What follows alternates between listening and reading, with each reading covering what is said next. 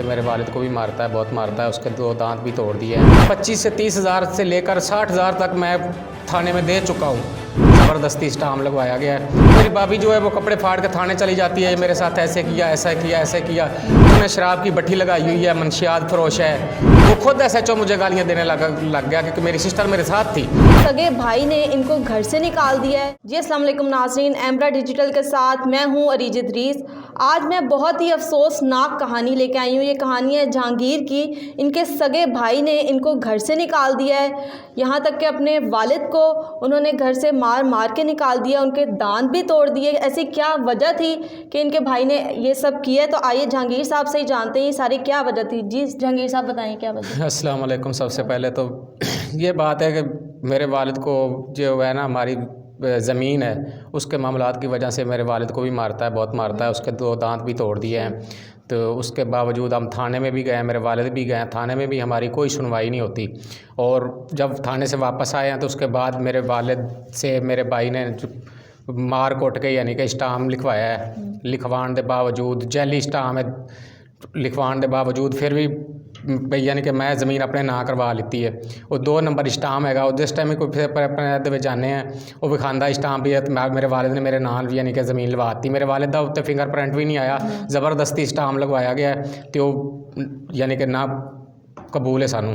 ठीक है, मेरे वालिद भी कहते हैं बई यानी कि भरा आपस ना लड़न ना बोलन, यानी कि 3 हिस्से बनते हैं, अपने अपने हिस्से ले लैन। तो दोवां भरावां ने यानी कि अपने अपने हिस्से ले लैने तो मेरा हिस्सा नहीं हो दे रहे। मैं थाने दे विच भी गया हूँ वालिद नूं लैके, जो मेरा सबसे बड़ा भाई है उससे भी साथ लेके गया हूँ। मेरी कहीं पे भी सुनवाई नहीं होती। तो क्या वजह, क्यों आपकी सुनवाई क्यों नहीं हो रही? सुनवाई इस वजह से नहीं होती कि मैं घर में जाता हूँ या दाखिल होते हैं, मैं होता हूँ, मेरा वो सबसे बड़ा भाई दाखिल होता है। तो जो मेरी भाभी है वो हमारे ऊपर इल्ज़ाम लगा देती है, मेरे वालिद के ऊपर इल्ज़ाम लगा देती है कि मेरे साथ ऐसे ऐसे ये करते हैं। तो मैं शर्म आती है मुझे बताते हुए भी मैं क्या कहूँ। तो आपने FIR कटवाई, उसका कुछ? FIR तो वो काटते ही नहीं है। FIR काटें तो फिर तो वो पर्चा हो गया ना।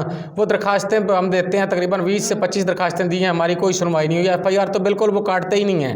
25 से 30 हज़ार से लेकर 60 हज़ार तक मैं थाने में दे चुका हूँ। और जो किराए लगे हैं जो वो अलग बात है। क्या वजह, वो क्यों कह रहे हैं कि हम FIR नहीं काटेंगे? क्यों? कोई वजूहत इस वजह से है, मेरी भाभी जो है वो कपड़े फाड़ के थाने चली जाती है, मेरे साथ ऐसे किया, ऐसा किया, ऐसे किया। तो वो हम फिर थोड़ा सा मायूस हो जाते हैं, डरते हैं कि वो थाने में भाभी चली जाती है, वो मेरा भाई धमकियां दे रहा है। पहले भी मैंने इंटरव्यू दिया है, उसके बावजूद मुझे बहुत धमकियां दी जा रही हैं कि हम आपके साथ ऐसा करेंगे, ऐसा करेंगे। मेरा भाई दे रहा है, उसका नाम है मोहम्मद अमीन, जो मैंने आपको बताया है। ठीक है, वो और भी लोग हैं, उनका मैं अभी तो फ़िलहाल नाम नहीं लेना चाहता। जब वक्त आएगा तो मैं बताऊंगा कि ये लोग इनके साथ हैं। तो आपका भाई काम क्या करता है? मेरा भाई वो जो है उसने शराब की भट्टी लगाई हुई है, मनशियात फरोश है, ये काम करता है और इसके अलावा उसका कोई काम नहीं है। तो पुलिस वाले भी उससे शराब खरीदते हैं? जी बिल्कुल, पुलिस वाले भी उससे शराब खरीदते हैं। तो कोई रोकथाम नहीं है, मतलब कि इजीली वो शराब बेच रहा है? क्यों? जब एक इदारा उसके साथ है, इदारे के होने के बावजूद वो कौन उसको पूछ सकता है? आम बंदा तो उससे पूछ भी नहीं ना सकता, क्योंकि पुलिस वाला महकमा भी उसके साथ है। तो आपने मतलब SHO साहब ने आपको कहा क्या है जब आप रिपोर्ट लिखवाने गए? मैं रिपोर्ट लिखवाने नहीं गया, मेरा भांजा तकरीबन आज से 2 साल पहले अगवा हुआ था। अगवा ऐसे हुआ था कि वो मेरे भाई ने छीन लिया था मेरी सिस्टर से, वो मेरी सिस्टर मेरे साथ थी। अच्छा। तो दुल्लू बंगला है वहाँ पे, वहाँ से तो मैंने SHO साहब को 15 पे कॉल की है। 15 वालों ने मुझे SHO साहब का नंबर दिया है। SHO साहब को मैंने कॉल की है।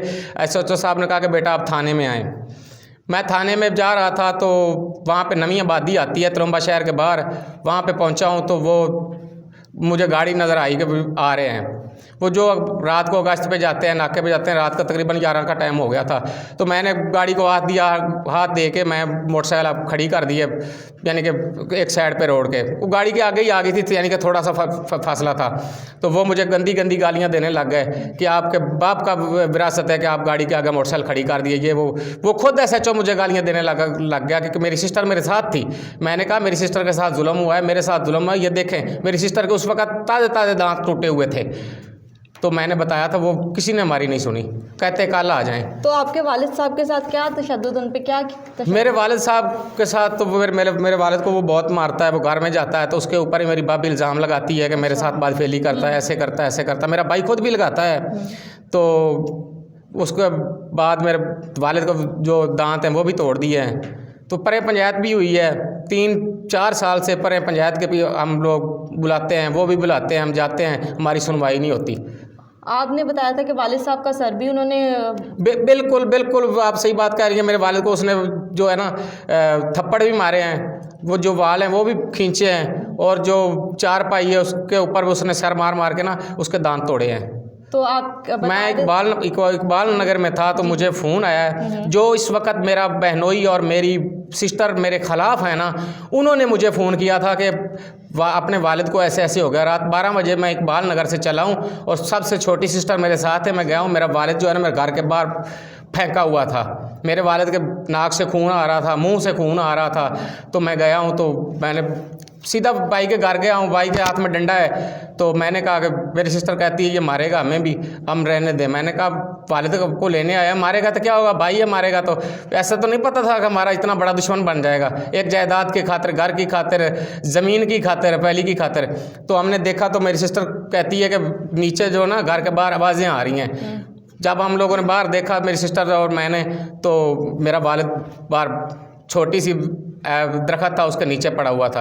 हमने उठाया तो वो बोल नहीं सकता था, उसके मुंह में दांत यानी कि खून आ रहा था और नाक से आ रहा, सिर फटा हुआ था।